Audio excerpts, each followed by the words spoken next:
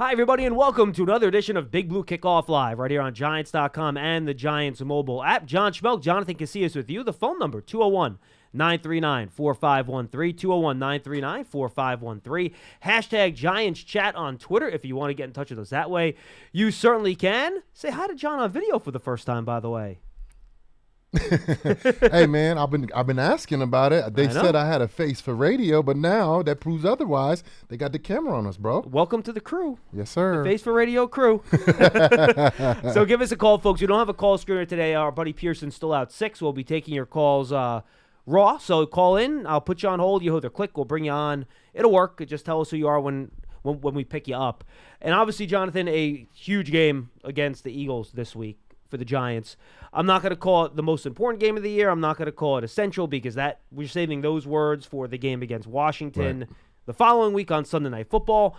But I'll call this a barometer game. I will not hesitate to say I believe that the Eagles are the best team in the National Football League. You look at them, they're balanced offensively and defensively. I struggle to find a real weakness on this roster, to be quite honest with you. And the Giants are going to have to come out and play the best football game they have played all year to walk out of this game with a victory. To walk out the game and not get blown out, I think they have to do that. I think if they don't come with their A game, it's going to be bad for the Giants. They just can't match up with the team this talented and this deep. That's the thing. Every single team in the NFL is talented. Every single one has NFL players. First-round draft pick, undrafted free agents, right? The depth. Right, the Giants are suffering from attrition right now, big time. Yep. Just the backups are being hurt for the Giants, right? And I don't really know too many people on the Philadelphia Eagles injury list. You know, I don't know who they started the season with. They don't have now because they still got a whole bunch of dogs now running around. One guy they've lost is Chauncey Gardner-Johnson, safety from who they got who's from the leading Saints the league in the offseason. in interceptions. He's got 6 picks, lacerated kidney. That's interesting. Not great. He's on Sounds IR. painful. Yeah, not good. Internal bleeding, never and he's only the third corner. He's the third corner. They were using him more as a safety, to be honest with you. Right. But he's a he guy. He can play the slot too, though. He came in the middle of the season, and then he had a tremendous statistical year so far, leading the league in those few weeks that he played in interceptions. And they brought him as corner or whatever. He's the third corner. They got James Bradbury, who I felt was one of the better players for the New York Giants over the last few years, and he's playing lights out. And you got Slay over there playing lights out. Look, man, defensively, you could just go down a list of guys. They got a couple guys with over 5 sacks, 2 guys with over 8 sacks. 4 with over 5 sacks. Right, several. Sorry, I said a couple. Several. I used the wrong word.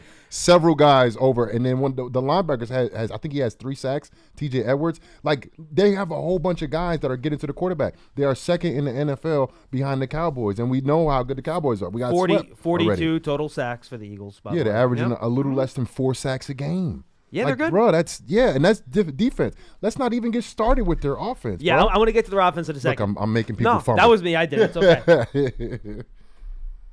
Screw it. I'm going to hold the football instead. How about that? Go. So you mentioned it, and you want to talk about depth, Jonathan, because I think you hit it on the head. The multiple guys with all the sacks, right? Josh Sweat, 6.5. Nobody talks about him. Brandon Graham, the old veteran, 5.5 sacks. Javon Hargrave leads him, or second with 8. Hassan Reddick leads him with 9. And if you were to pinpoint one weakness for this team during the year, you would say, you know what? Maybe you could run the ball on these guys.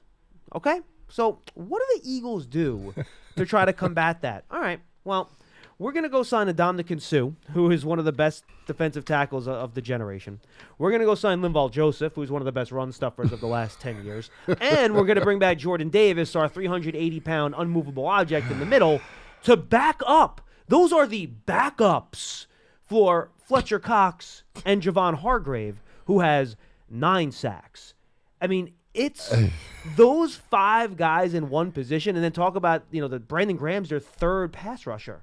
He could theoretically almost be a Hall of Fame type of player. Yeah. He's their third guy. You mentioned the 2 corners, and the one issue they had, the run defense, has been plugged. They addressed it. Yeah. So I mean, the linebackers, they're not super impressive, I guess. The safeties, I guess, but holy cow, man!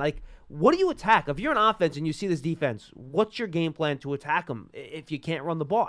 Dude, the last 3 weeks, they played Jonathan Taylor, Aaron Jones, and Derrick Henry, and none of those teams rushed for more than 110 yards. Yeah, man, this is a scary team, and I think I've been saying this since the beginning of the season about the Eagles and even the Cowboys too. The Cowboys are dangerous, but the Eagles are better, and that's just what it is. They're so talented all over the board, and then you got a quarterback who's doing everything that he needs to do for his team. Yeah, let's talk offense. Go ahead, please. Right, so against Green Bay, he didn't have a great day throwing the ball, and what did he do? He rushed for like 150, 160 yards. Yep. Right, and last week he didn't really rush the ball that much against Tennessee, but he killed them in the air. He's just doing everything he can. And I watched the interview that Dayball had. I just had lunch with Dayball. That conversation is going to stay between me and him. You know what I'm saying? Because I want to have more conversations in the future. Coach speak out of Casillas here. I like it. All right, good. But I'm going off of what he said earlier about Jalen Hurts. He was asked about him. These are the words that he said. Tremendous person, highly competitive, winner, leader, can galvanize a locker room, mentally tough, great teammate, doesn't get rattled. And he's improved as a passer. Like, you look at him last year, Jonathan, he had some 6-7 straight games at the end of the year where he didn't even eclipse 200 yards. Now, adding A.J. Brown's a big part of that, right? That is a good time to get into the wide receiver conversation here, right? So, he's a guy that has come out and really taken a step forward as a passer. 68% completion percentage. And he's not a dump down guy. No. He's averaging 8 yards per attempt. He's 14th in average depth of target. Yep. So he's throwing it downfield. And look, is he Aaron Rodgers in his prime or Tom Brady in his prime in terms of accuracy and passing acumen? No. But what year is he in? Exactly. Is this 3 for him? Yes. He's he's better than average. And you combine that with his running ability. I mean, this guy is but then the intangibles that Dayball hit Go on. ahead, please. The intangibles that Dayball hit on galvanize a team. When I heard that from Dayball, I said, oh, you really like that guy. I mean, he was with him in Alabama. He saw, and look, Jalen Hurts went through the most public benching ever probably in college. Right. When he got benched in the national championship, and then, Tua man came in and did what Tua does. But then look what he did after. Look how he responded. He came back, transferred, and came back replicated what he did in another school. The guy is a winner. He's a dangerous both throwing the ball and running the ball. He runs like a running back. And just like Lamar Jackson, it doesn't look like he absorbs a lot of blows. He delivers some blows. He's so powerful. That's the one thing Wink talked about him today as a runner. Everyone's seen that viral video at Alabama when he squatted 600 pounds. My back hurting right now thinking about that, bro. Whatever it was some ridiculous amount. And he's got a trunk. That guy's got a trunk from his hips down. That dude is thick. And he knows how to use his body. He knows how to preserve his body. He doesn't take unnecessary shots unless he has to, unless he's fighting for a first down, unless it's third down and he has to go get it. And then, of course, if he takes a sack. But even that, they don't look violent against him. Sometimes when quarterbacks get hit and they get sacked, it looks like they get hit violently. But I think that's because he's such a thick, big guy, especially lower body-wise, and he's so powerful that he can kind of resist against a 350-pound guy. Yeah, and then the scary thing is the offensive line is so good. He's got a year and a day back there to throw the ball to these great wide receivers or decide to pull it and run.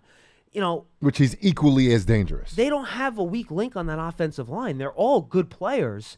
And now you talk about trying to cover these guys outside. Adoree Jackson's not going to be back this week. So you're still running out Fabian Moreau and Nick McLeod and Zion Gilbert and those guys that did a really solid job last week. They did their best. They played well. They played hard. Give them credit. They had a whole different role now with A.J. Brown and Devonta Smith. Yeah, buddy. Yeah, and then like you said, the quarterback, and the reason why I say the quarterback in terms of these receivers, because last week if you watch A.J. Brown, he had a touchdown by himself because he basically did a second route after the scramble, and then the corner, it's so hard to cover. And the corner, matter of fact, it was I think it was a penalty they called on the corner. It wasn't a touchdown. It was a penalty that they called on the corner. But because the corner had to cover for 5, 6, 7 seconds.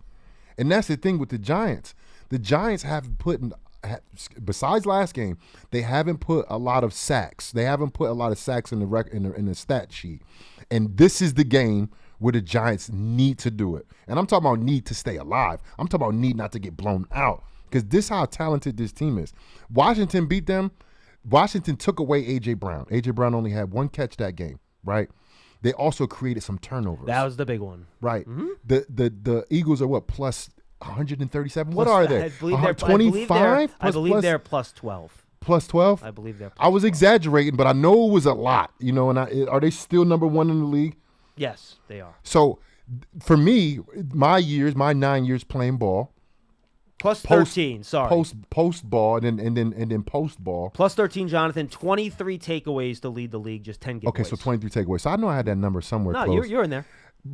This is for me, my knowledge of ball, that the takeaway turnover margin has always been the number one stat of wins and losses, right? Most good teams are usually better in terms of taking the ball away. The bad teams are usually on the other side of that. And now you have your anomalies where, some guys are just, not good running the ball or not good passing the ball or elite passing the ball, but they give the ball away a lot. I think Drew Brees probably been in that conversation at one point where he threw a lot of interceptions one year. But the teams that protect the ball and the teams that take away the ball on a higher rate than they give away the ball are the teams who have success, and there's no one doing it better than them. The Giants, in order for them to have some success, the Giants have to take away the ball at least 4 times. At least 4 times. You're on 4 on me. At least 4. And then they can win maybe 2-0. 4-2 or whatever, right? Something like that. I would say minimum plus 2. Right, plus 2. I'm thinking they got to take the ball away 4 times. Because you think they're going to give it away at least once. Once or twice. So that's my thing, and I think that's the only real chance that the Giants have. And there's no slight on the Giants, but let's be real. When you look at the injury report, you got a page full for the New York Giants, and it's like 2 or 3 people for the Eagles. You know what I mean? Like and these are backups that are hurt, that are replacing guys that have been hurt for a while. So just on attrition alone, the Giants really have no chance this game unless they play lights out, which they can do. They have the guys on this roster, especially along that defensive line. I was so impressed by Azeez Ojulari. I'm always thinking like, man, when the guys come back off an injury, got a rep count, got a pitch count. I got 2 words for you, dude. Fresh legs. Fresh legs. They played him a lot. He was surprised by how much he played, and he looked explosive. He looked great, and that is only going to help him, use that word again, galvanize other guys on the defensive line and guys behind him to play up to how he's playing. Because when you come in like that, and people are probably calling him fresh legs, but he looked great. And when you can dominate up front, that's when you start changing the game. And the Giants are capable of doing that. They have the defensive linemen to do such a thing.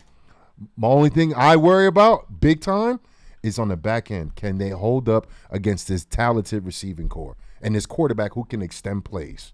Yeah, this is going to be the Giants' biggest challenge in terms of covering in the back end. This might be the best pair of wide receivers the Giants are going to play all year. They'll get Justin Jefferson in a couple weeks. He might be the best. Cowboys ain't that far off now. CD and Gallup.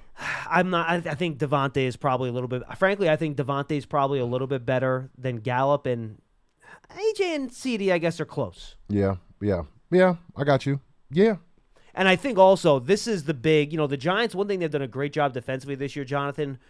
They haven't given up a lot of plays over the top. They've given up some catch and runs, missed tackles, things like that. But they haven't been over the top. That's what A.J. Brown does. Yep. He is strong.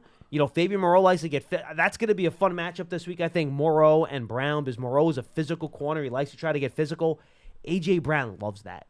You know how last week... He's a big dude, bro. I thought it should have been defensive pass interference. Darius Slayton kind of got forced out of bounds on that right sideline after he had the drop on the one down the left seam. And yes, I think that should have been pass interference. Not the point I'm trying to make. Like, you can't do that to A.J. Brown. No. You try to force him out of bounds and be physical. He's not going nowhere. He's going to move your rear end towards the middle of the field. He's not going nowhere. So that's why play strength as a wide receiver can be underrated. You can't move them around when they get into that secondary. Yeah, and when I think about on the back end on what they're doing and Wink's plan for these games, look, I like Wink and I love what he was doing, especially early in the season. But as of right now, I just don't think the Giants have enough depth on the back end to do what he's asking them to do. Because I think he he's a blitzer. He's a heavy blitzer. And when offenses know that the defense is going to blitz, they're told to get the ball out quickly. And that means those guys got to hold up for at least 2, 3, 4 seconds now, even. I do like the idea that you're going to try to take away some of that time from Hurts and then maybe some of the rushing lanes too. And maybe, we've seen other teams try to do it another way. It hasn't worked. Maybe bringing extra guys will be effective. I don't know. I'm not sure if there's a good answer to be honest. I don't know either. Like I said, because I just don't know on the back end if they're going to be able to cover. You better get there quick. Quick, because at the end of the day, the ball's going to have to come out quick. It's not a long cover, but it's more of a intent cover, like early on in the down, right? And you have to be right on early and down because the ball's coming out early. And I think that's what we've seen on a lot of third downs in Dallas, and that's what we've seen, kind of week to week. And you just don't have the guys to hold up against these talented wide receivers, man. Slants, crossers, back shoulder fades. When they blitz, those are the three things they're going to try to run. The shallow cross, Brown on the slant, or Devontae Smith on the slant, or even just a quick go over the top for Smith because he's fast if he gets off the line quick. And then A.J. Brown, he's just going to run. He's going to body your corner up. He's going to throw it to him. He's either going to beat him over the top, or if the cornerback has the right leverage and he's over the top on him, they'll just back shoulder it. So those are the passes you're going to see against. Look, that's what's scary. We always talk with the Giants, right? What's their answer when teams take away what they're trying to do? The Eagles have we even talk about their running game. Yep, so many things, right? Miles Sanders, balling right now. Over 5 yards a catch. Like it's when you watch them all year because I guess they're kind of local too, so you see them on TV all the time. Not like the Raiders, right? We don't see Raiders games out here. We don't see Chargers games out here. But you get the Philly games, man, and you get the numbers, you get the stats. But when you turn them on, they pass the eyeball test too. Like they look like as dominant as the numbers say. They look as sexy as the record is. Having one loss at almost towards the end of the season, that's sexy. That's sexy right there. You dance because of that. And this is a tough team. But look, I'm not counting the Giants out. Definitely not. I think every team has a chance to beat any team any week. Especially if you come out firing and if you come out and doing what you're supposed to do and you take away what they want to do, which is a lot of different things that they could possibly do. But I saw the success that Washington had, and I think you can start with trying to take A.J. Brown out the game. That's the path to victory, right? It's figure out a way to run the ball, take the football away, and don't let A.J. Brown blow up the game. Yeah, which he's very capable of doing. Very capable of doing. The guy's talented, and then with a quarterback that's going to extend plays like that on a consistent basis, and he's already efficient enough in the pocket. So this is a very scary game for me. Here's how I'll put it, and this is maybe the best way that I can summarize, and then we'll get to your calls here at 201-939-4513. We have an entire bank full of calls. We appreciate you guys getting on the line and talking to us. The Giants need to play against the Eagles for 4 quarters the way they played against Dallas on Thanksgiving for 2 quarters. Yeah, yep. They need to bring that ability that they brought in that first half against Dallas with the 2 takeaways, 3 if you count the turnover on downs, right, and bring that for 4 quarters against Philly. That's what you have to do. That'll put them at 4 takeaways, like I said. I'm just saying. All right, let's do it. 201-939-4513. Folks, don't forget to go subscribe to the Giants Huddle podcast. The podcast features a rapid reaction right after each game with one of our former Giants, an episode midweek with an interview with a national analyst. This week, it's actually a special episode I'll tell you about in a second. Then we have our Friday podcast as a game preview. Papa with Dable. This week I'm talking to Nick Gates, who's going to get a second start at left guard. Really good story. That's going to be a good interview. I'm doing that later today. And then we're going to have an opponent preview this week. It's Dave Spadaro, who covers the Eagles with PhiladelphiaEagles.com. And folks, this week, instead of doing our national analyst midweek interview, on Wednesday, Tom Coughlin just came out with a new book called The Giant Win about the Giants' 2007 Super Bowl. He was in the building, and we sat down in our studio, him and Eli Manning, and they just talked for 35 minutes about the season. How did that go? It was. Do we have that? I think it's maybe my favorite podcast that I've produced here. Oh, is it up? Because I want to see it. I like to watch it. Go to the Giants Huddle podcast. The audio is up. We're still doing some editing on the video. Yeah. That should be up later today. But if you go to the Giants Huddle podcast feed on your ride home, Jonathan, I'll check it out. Yeah. It is a great conversation. They have great stories. you just see how excited coach, and the coach is going through a hard time. He lost his wife, Judy, which, condolences to the Coughlin family. She was a saint, just a wonderful lady. Had to be to put up with Tom for all those years, obviously. But, just to see him get so excited and just get so into it, and Eli just talking back and forth. For someone that was there, and I was with the Giants in 2007, that was my first year, for me, it was awesome. And I think all you Giant fans out there, especially guys that, remember 2007, best 35 minutes. Best 35 minutes of content I think we've put out in years here. I thought it was wonderful. I'm definitely going to check it out. I like watching the Giants stuff in general, of course, because I'm talking about them a lot. So I like to see what Dayball says. I like to see what the player says, Wing, Kafka, all those guys, Dottino, all that. I don't like watching myself too much for some reason. I'll be looking at myself like, you look so stupid. You look stupid. Why are you making that face? That's me. I'm a little critical of myself. Hey, you have to be, though, for man. me, I love watching like the Eli stuff. I just watch the stuff with Pete Davidson.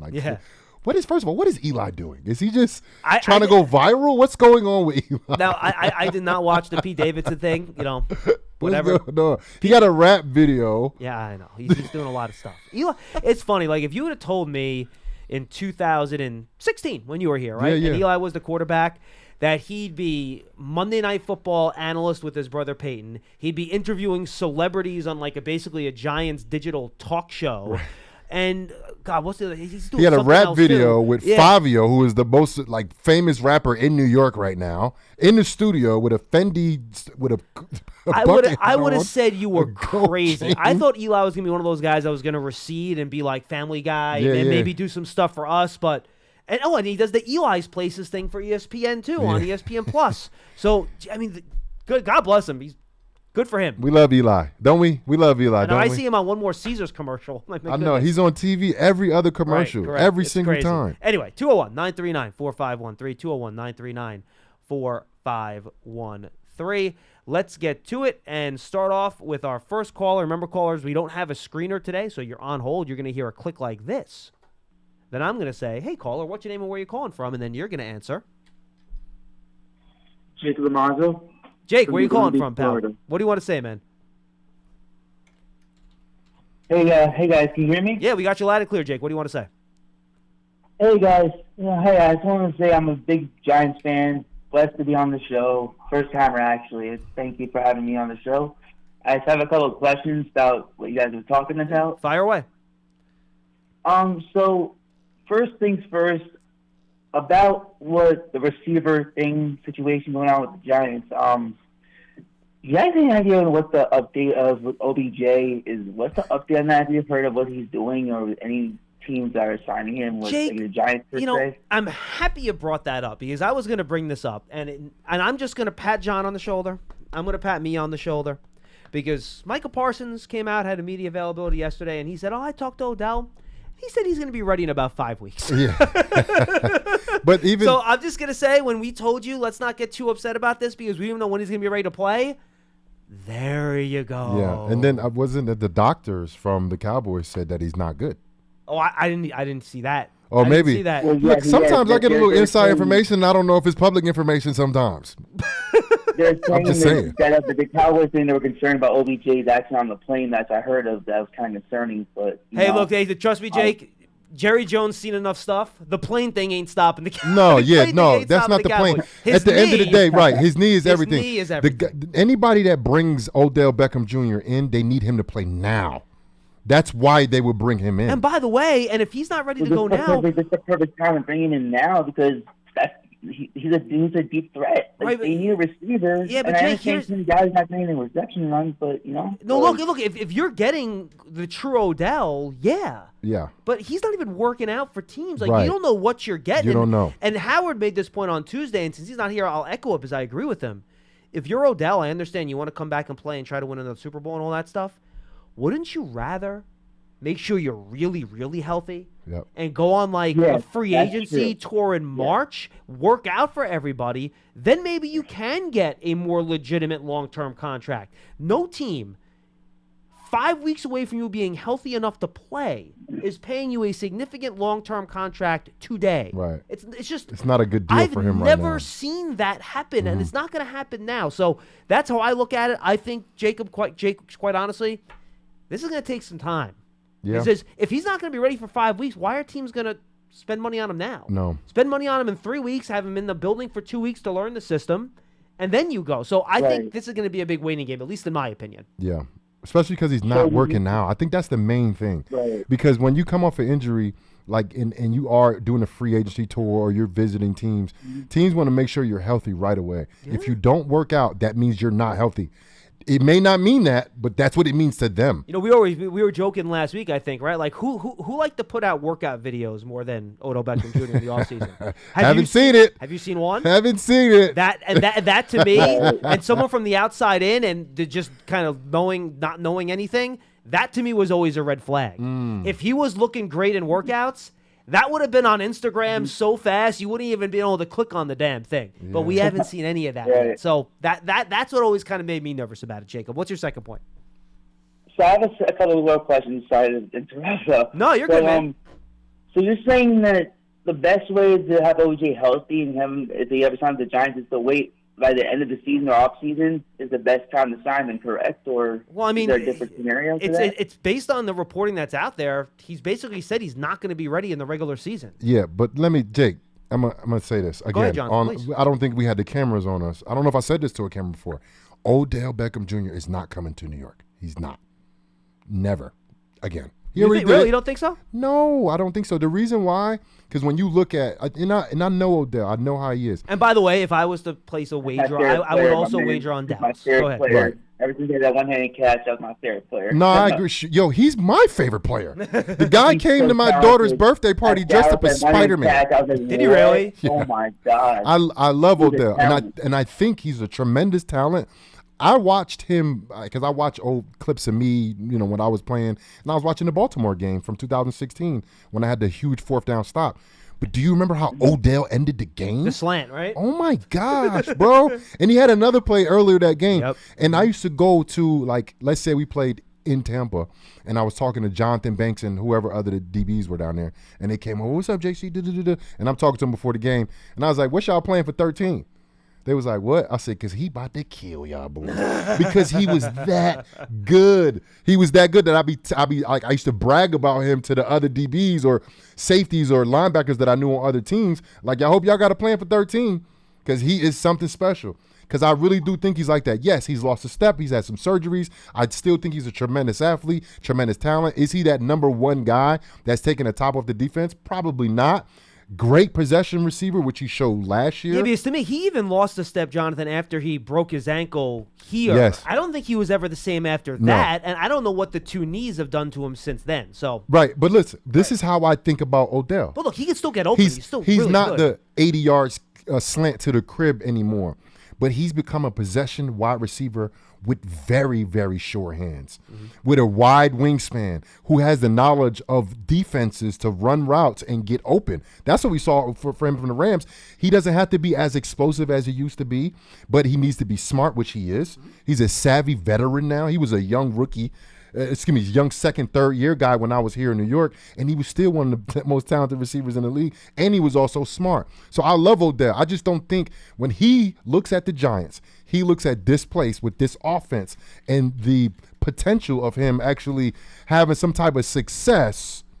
I just don't think he sees this as a place for him. And if you look at other teams, especially Dallas, with the star power and literally the star on the side of the helmet and the lineage of wide receivers, Dak, how he kind of pushed the ball down the field on a consistent basis, their overall wins and losses. You know what I mean? Like, it's so many things that point to the Cowboys and other teams over the Giants. Not just the Cowboys, but other teams over the Giants. Right, I understand. Makes sense. And I have one more question. Sorry to break your heart, Jake. I apologize. No, you're okay. I love this conversation. It's so entertaining. So, preparing for the game versus Philly, right? I don't know if you heard. I heard on Brian DeBoer's plans, game-changing, like, let's say turn to a different page or something like that. What do you mean by that? Like, what? What's his game plan versus the Philly Eagles? Like, Brian DeBoer saying turn the page. Turn the page? Yeah, no, Jake, I appreciate the comment. Thanks a lot. One. Yeah, I mean, I think he's just meaning move on from From Washington, Washington. move on to the next Yeah, thing. And that look, sounds about right. every week you try to figure out something new. But look, we know what the formula is for the Giants, and I'm going to repeat myself for the third time on the shows this week because it's a new co-host, and I can say it to you now. The idea that this is the game where you like open the offense up and throw it 40 times, you know, see? He doesn't even go. It's the dumbest thing I ever heard. Like, if you want to do that against like Detroit 3 weeks ago with their defense, Right. all right, cool. Yeah. I buy that. You want to do that against Minnesota Houston? on Christmas Eve because they've struggled defensively this year? All right, cool. You want to throw 40 times against Darius Slay, James Bradbury, and that pass rush? Good luck to you. Buena suerte. Look. That's good luck in Spanish, by the way. Look, this is what I think the Giants' recipe is and was. The Giants, I felt like when they came back from the bye, they had a physical mindset about them like, hey, we're a dominant rushing team. We have a great defense that can get us into good positions, that can stop offenses, limit deep plays, good in the red zone. And we're a running football team. So they ran the ball 47 times. Saquon got 35 carries. After that, haven't really seen too much from the running game. Yep. I don't know the numbers per se. I know they're down big time, especially just from that game. And especially explosive plays. Like Right. Saquon's not breaking those 20, 30, 40 yarders anymore. See, but this is my thing. Has he had 20 carries since then? Let me look at this game. Check that. I can check that. I know he had 11 against Dallas. I don't know how many he had last week. 16 But last week. this is my thing. I think Vilma said this to you He did. last week. Yeah, he did. He said the same thing So, I John, said. here it is. He had 31 against, only since Houston, right? So against Houston, he had 35. Since then, 15, 11, and 18. See, okay, exactly. So I'm right. This is my thing. We saw what he's all about with the 35 carries. We knew what he was built for the beginning of the year. Now it's like, okay, can he get the slow drip? Can he get the slow, give him 35 carries and see what happens at the end of the game? And I think he proved that. He showed that he's an explosive running back. That hasn't slowed down at all. Why don't we force feed him? Like, why don't we give him 30 carries in a losing effort? Well, I think you know what I mean. I think score has something to do with that. You went down to Detroit, hear you. and I you're hear you. down. You went down 2 scores to Dallas late. I think that's part of it. And frankly, against Washington, he had 7 carries in the second half. He ran for 3 yards. So Yeah, I think they were just trying to find something that worked. I hear you. I think, it like when people think about like numbers, right? They look at individual stats like rushing stats, but that's not an individual stat. No, it's that is not. a team stat. Correct. And it has a lot to do with how your offense is opening up, right? Because if defenses that are good defenses put 8 to 9 guys in the box, I'm sorry, that defense is probably going to dominate the run game. That's just it. The only way to soften this defense up is to get deep and get behind them. And they did try that with They Slayton did, 3 times last week. but you I need want more. more. You need more. You need more. I want more, and I want real 2 to 3 catches, not just one catch a game with 2-3 attempts. You should have had the I want second. 6, right? You should have had the See what I'm saying? second one. But that's the point that I'm trying to make. By It's the way, like, on that play, Jonathan, Slayton's just got to run under that thing, right? yes, And not man. turn around? Okay, yes, that's what I figured. yes. He said, look, I like Slayton. I think he's a big play type of guy. No, he's he been great doesn't this year. really scare defenses, but that's the reason why. Stuff like that. If he's making contested throws every single time, contested catches every single time.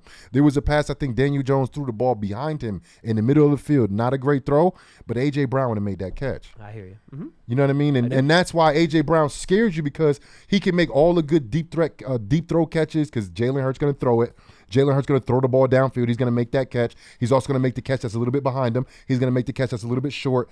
And, like, that's the thing. I feel like the Giants are not playing above they supposed to, which when you're shorthanded, you have to do that. And I think the guy that can do it, but he's not given an opportunity to, is Saquon. He's the best guy on the field. So you just want to just give it to him and hope he breaks In one. different No, ways, I get though. you. No, I hear you. Not just hand the ball off with 2 running backs. They ran 4 draw plays on that last drive of halftime, right before halftime. And that was when he had the most success, by the way. And the reason why is because you use what they had, the Washington Commanders, you used their strength against them.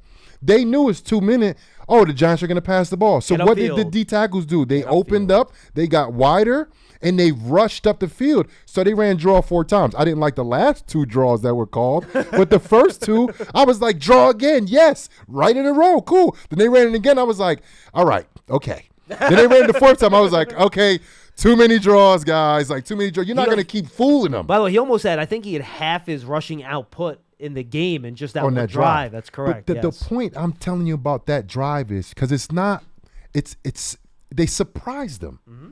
The thing is, if you can surprise a team for 4 quarters, you keep them on their heels, right?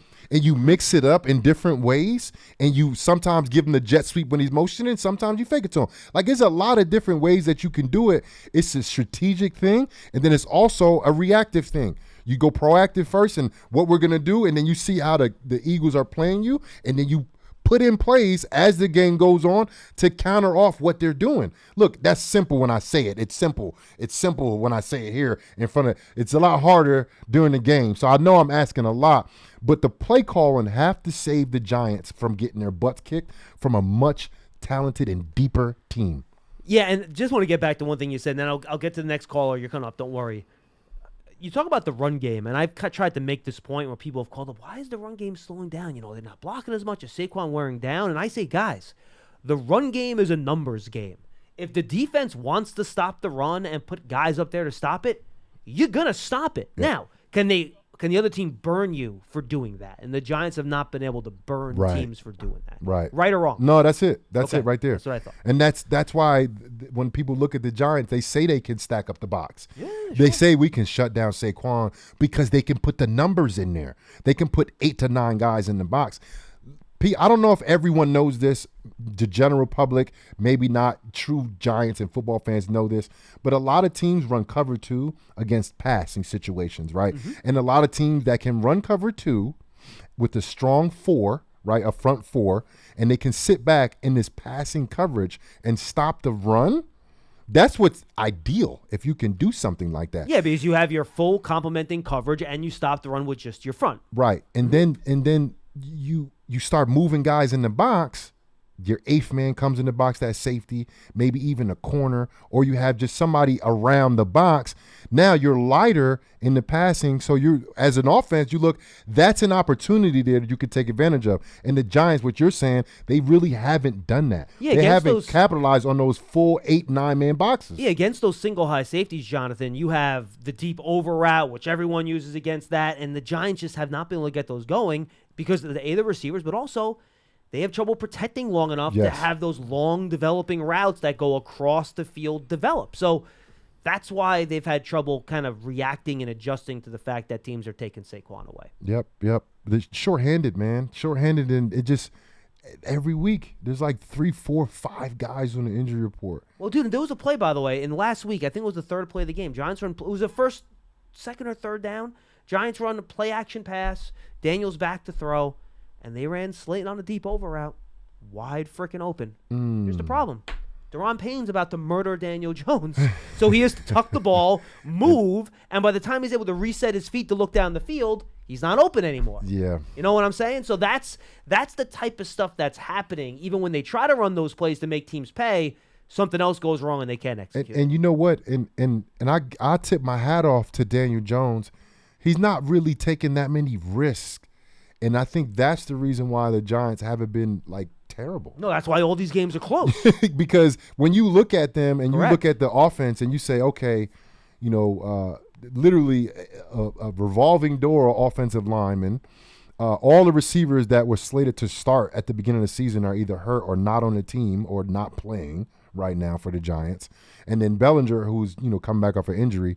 You look at the Giants offense and they don't, of course they don't scare nobody, but, like, you like, who is playing for them? Who is the receivers for the New York Giants? They're not fearful. They don't strike fear in anybody. And I say this again because I really think highly of him, and I feel like the Giants have to just do a better job in using him. Saquon scares people. He's the only one. But again, we say this again. If you can stock the box and add 8 to 9, 10, and if the condensed formation have all 11 guys in the box, that basically takes away the best threat that the Giants have. Yeah, Jonathan, when the Giants are going to that 3 tight end package or the extra offensive lineman, teams have 9 guys in there. They usually have 1 safety around 15 yards off the line of scrimmage, 1 corner outside on the lone wide receiver. Everybody's else is in the box. Right. Giving him respect that he deserves, you know. But like same thing with Vilma said. I just think you got to just force feed him, bro. Like, give him a couple carries and punt. Like if it doesn't work for you, give him a couple carries and punt again. Like I like Daniel Jones throwing the football. I think he makes better decisions than he's ever did in his career. He's played well. I think he's actually an accurate quarterback. He throws the ball, I think, consistently well. Every now and again, he has an errant throw every now and again, but I think he's playing well. So I'm not saying take the ball out of Daniel Jones' hands. No, I just want Saquon to get the ball more. Not take the ball out of Daniel Jones' hands, because I think he's making some good decisions. Or maybe have Daniel throw it to Saquon. That's one thing. Didn't he have 80 catches one year? Yeah, his rookie first year. He almost had 100, actually. Right, 91 or something like that. All right, let's get back to the phones here. Caller, you're on the air. What's your name and where are you calling from? Hey, it's Cliff from New York. Cliff, what's up, pal? What's up, Cliff? Hey, thanks for the rundown, guys. Listen, I'm thinking about the trenches. The path to victory every week for everybody is dominate in the trenches on both sides. So, and that's what the Eagles do very, very well, Cliff. Unfortunately, I know for 10 years, going back to Andy Reid, right? Hey, by the way, Cliff, not for nothing. You want to know why Dallas and Philly have been the two best teams in this division the last 10 years? Look at their strength on the offensive line and look at their strength on the defensive line. Mm-hmm. Philly more on the defensive line than Dallas. Okay, so is there any chance that Philly's DL is not any better than Washington's DL from last week? I think their overall talent's similar, but I think Philly's deeper. They're a lot deeper. You got it. Yeah. Philly's better? Okay. Does getting Bredesen back help? No, because I think Gates is still your starting left guard. I thought Gates played pretty well. And you can't move Gates in place of Feliciano and put in Bredesen and be better off? I mean, I guess that's an option. I don't know how much that improves you, though, to be honest with you. Yeah, I don't know either. Okay. Gates can play all over, I feel like, but I don't know. Like Bredesen, Feliciano, it's kind of half one dozen of the other, they're right? They're trying different combinations of linemen, but none of them has really done that great of a job. I'm talking about the overall alignments that he has and the different guys that he plays. Their second half pass protection against Washington was actually pretty good. Yeah, they played good. They just didn't make the plays at the end to secure a victory. Correct. You mean our guys? Yes. Yeah. Mm-hmm. Yeah. Well, that's what I was getting at. The arrow's been pointing up since the last couple of weeks because we started getting some people back, and my question was, well, how long do they have to be back before they're really up to par? And we saw that with Aziz. He made a great play, but I bet when he looked at the film, he saw lots of stuff that he knows he can do better because he was maybe too enthusiastic or his legs were even too fresh. Yeah, Cliff, you're right. He was a little excited about getting upfield on some of those pass rushes that turned into running plays, and he did get caught out of position on a couple of runs. You're right about that. Okay. Well, who else was back? Oh, Bellinger was great, right? He was fine. He did a good job. Moreau was back. Fabian, right? He did good. And Evan Neal, how did he do? Neal and Andrew Thomas. I mean, they held it down, right? Did you hear Montez Sweat's name? You didn't really hear their name, right? You don't hear their names. That's what I'm saying. No, I thought both Neal and Andrew Thomas both played pretty well against Washington. All right. Well, look, Saquon said recently, earlier in the season, they knew that we wanted to run the ball, and it didn't matter. And I was wondering, it's because we really had something going with Neal and Bellinger in there, and that maybe these guys can really do enough of a number. I was looking for 150 yards rushing last week, and I didn't get it. And I think if we had gotten 150, we might have won the game. I mean, we were vastly improved, but it didn't look like it because Saquon still only had 60, and it took Daniel to get us over 100. Right. But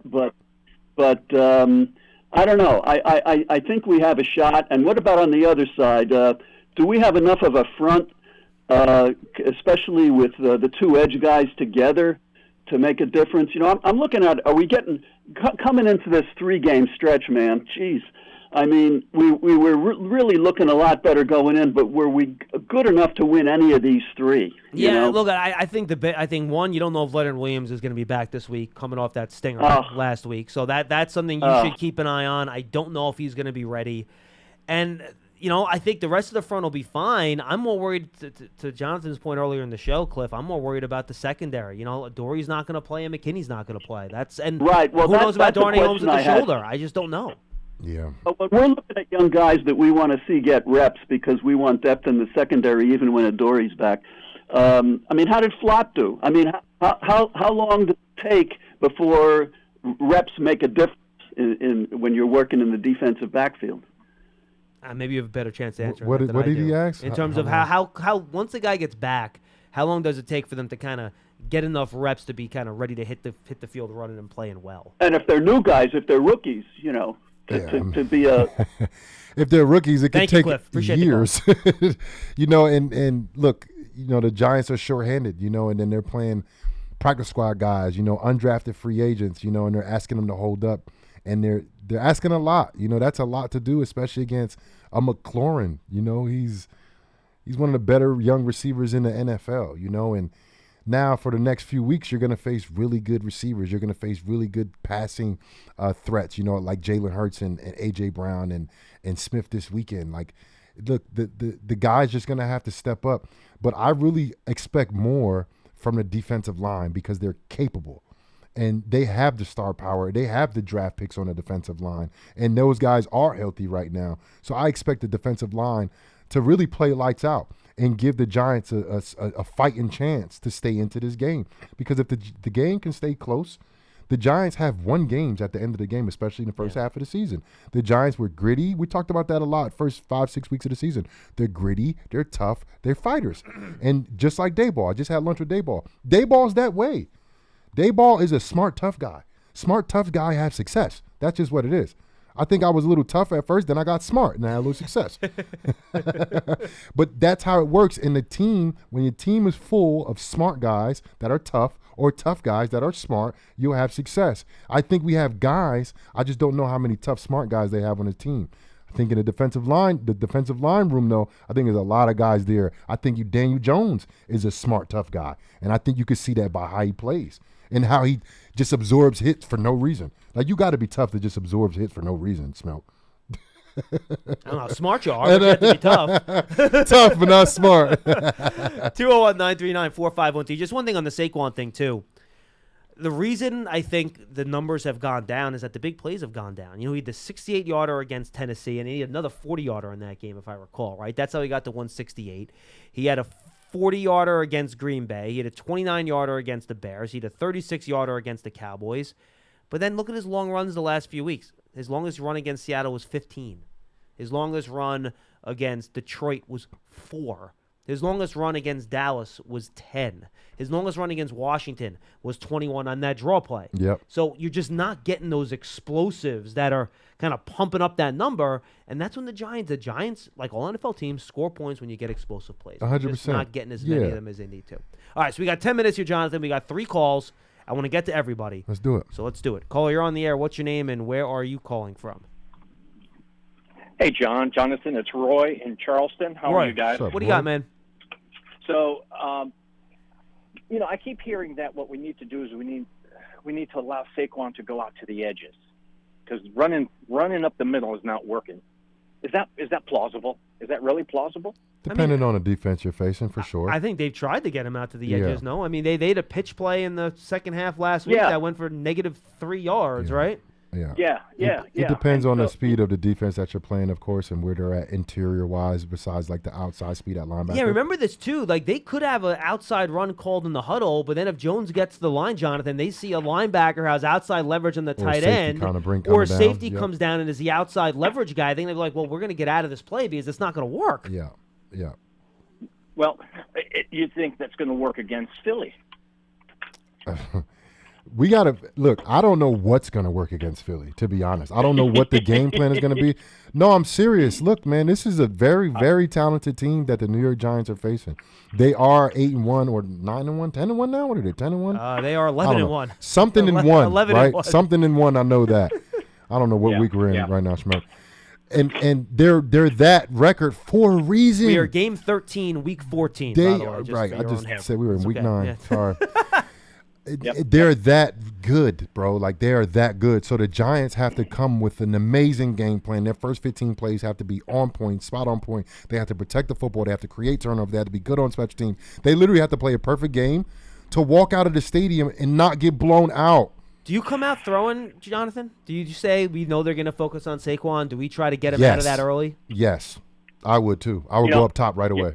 Right away. I'd like to I'd like to see some slants, just a couple, either James or Slayton, just a couple of, go down 5, cut it, and just to pop off some yards. Anyway, but my overall point is that, you got to look at our team and go, way to go, man. They have been playing their hearts out. We got the backups to the backups to the backups, and I never would have thought that we would be where we are. That's fair. This season. So, and I think, and here's the thing: these guys, they are gritty and they play hard. So, I keep hearing, who was it? It was Monday, or somebody called in and he said, "Oh, he's disappointed in Gable and disappointed in who's calling our plays for us." I just dropped his name. Kafka. Thank you. Mm-hmm. They're doing a great job with what they've got to work with. They're finding they're finding the plays for the talent that they have, and damn it, I'm glad I'm a Giants fan this season. So awesome. Anyway, let's win it for the against these Eagles, man. Go Big Blue. Appreciate the call, man. 201-939-4513. Next caller, you're on the air. What's your name? Where are you calling from? Hey, back-to-back calls from Charleston. It's Tim from Charleston. Tim, what's up? Shout out to Roy. You got to come join me for a game at O'Brien's on James Island sometime. But I got a couple of quick comments and then a question, kind of a statistical one. First of all, I agree with you guys that there is a path to victory. It's going to be very difficult.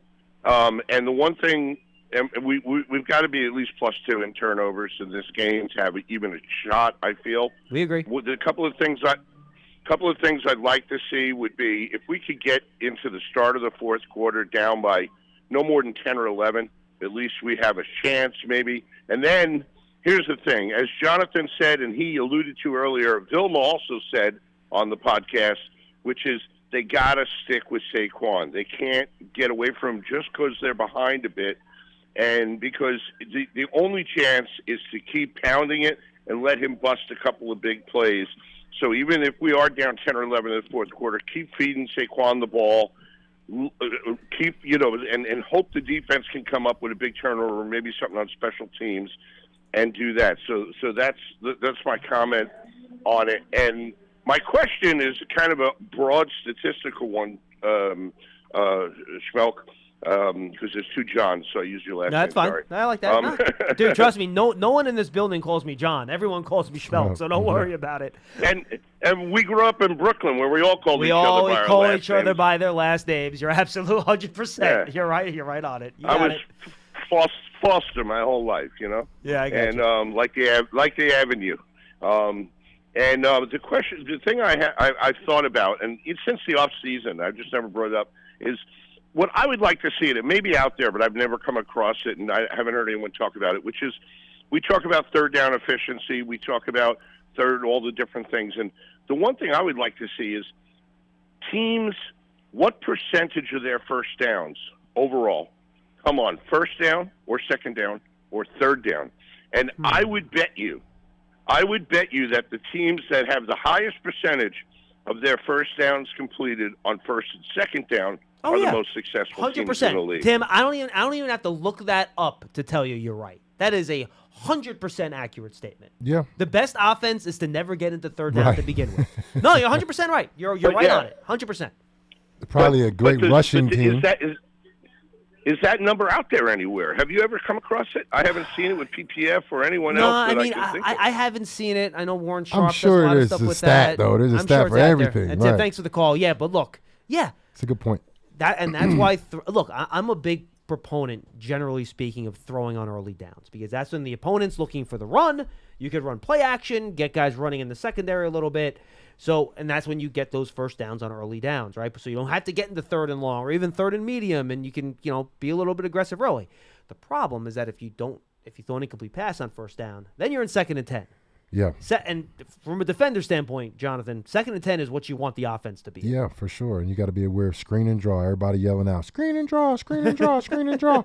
But from his point, he might have been talking about, I don't know who's leading the league in rushing, but it's probably one of those teams that leads the league in rushing if you're running the ball very well efficiently on first and second down. Yeah.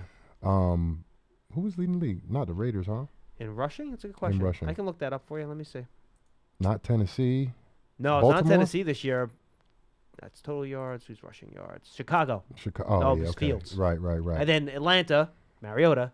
Right. All of these teams have rushing Running quarterbacks. Baltimore, third. The Giants was up there, too, in the beginning of the season. Giants were second, actually. Cleveland's fourth. They do it mostly with the traditional run game with Chubb, as he's just a man-child. Philly is fifth, and then the Giants are sixth. Dallas, seventh. And the Giants were, number 2 for a while, right? For a while. Yeah. With the combination of Daniel Jones and also Saquon. Yep. And then, Daniel Jones a lot of these quarterbacks, too, these are not design runs all the time. These are, pull down, Correct. pass, pass attempts where they end up turning into rushing plays. And it's that decision-making that I feel like set the good quarterbacks away from the not-so-good quarterbacks. Daniel Jones in years prior, I don't think he was a good quarterback. I think now he's a good quarterback now because he's making better decisions than he's ever done.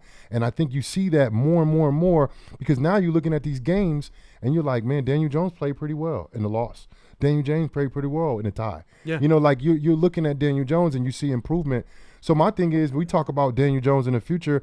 I don't want to do it so early because you got a lot of games to play. But I think that he showed that he's capable enough to play in New York or New Jersey, however you want to look at it, in front of this media, in front of this attention that they get, in like almost like a tumultuous type of environment with no real talent at the wide receiver and offensive line position. And he has not talent, security at offensive line and talent at wide receiver. That's elite players. Yeah, 100%. Right. Look, and I'll say this.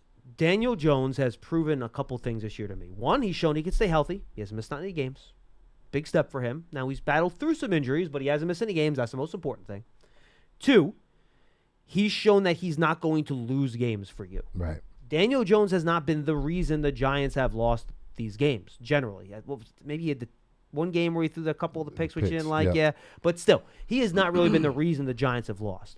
The last thing, though, that I still think, Jonathan, he still needs to show a little bit of, can he put the team on his back and lead you to a victory? Now, based on what's around him, I don't think that's possible this year. So it's not a criticism. He just hasn't been put in the position with this offense, with this coaching staff. And now he did a little bit his rookie year. You know how well he played as a rookie. But he hasn't been asked to do that on a big stage with talent around him yet. Not his fault. He hasn't been put in the position to do that. But before he's, a $45 million quarterback, I think that's what you want to see, right? Yeah, and just offensively, when you look at the talent they have at that receiver position and the offensive line, it's like, I don't even know if that's possible for him to be in a situation that he could. Not this year, it's not. You know what I mean? No. Like, I don't even know if he can get into that situation where it's like, all right, it's all on Daniel Jones. He has to do it. I don't even know if he's going to be able to get the ball off. You know what I mean? Like, he's not going to be able to make those throws down the field. And if he's clean, then who is he throwing the ball to? So it's like he's done a lot with a little. I love the way he's playing this year, especially because the lack thereof at the wide receiver position and the inconsistency upon the O-line with play and with health and injuries and all that good stuff. And look, I wasn't a big fan of Daniel Jones throughout his career, but I'm believing him more now, especially after watching a couple of losses from the Giants and looking like, okay, that's not Daniel Jones' fault, the way they're losing some of these games. So I think Daniel Jones is a very vital piece for the New York Giants, and the success of the Giants will have to go through him, especially this year. All right, final call of the show. Caller, you're on the air. What's your name? Where are you calling from? Caller going once. Caller going twice. Oh, well, at least we got to end on time then. Last time. 3, 2, and goodbye. We got to note some each week, and they list like rankings for the teams. And I'm just looking at these Eagles ranks on offense, on defense. Green is good. A lot of green. Total third, scoring second. This is offense. Rushing fifth, third down fourth, turnovers best, red zone second best, big plays top. Defense, total defense second, passing defense first, sacks second, turnovers best, yards per play the best, turnover differential best. Tomorrow, Big Blue Kickoff Live is back. Tino and Meadow will get you ready for Giants and Eagles. They'll continue to take your calls. Hopefully, Pearson will be back. For Jonathan Casillas, I am John Schmeelk. Thanks for being with us on Big Blue Kickoff Live. Go to Giants.com/tickets to find your seats for Giant games, and make sure you go download the Giants TV streaming app. We'll see you next time, everybody.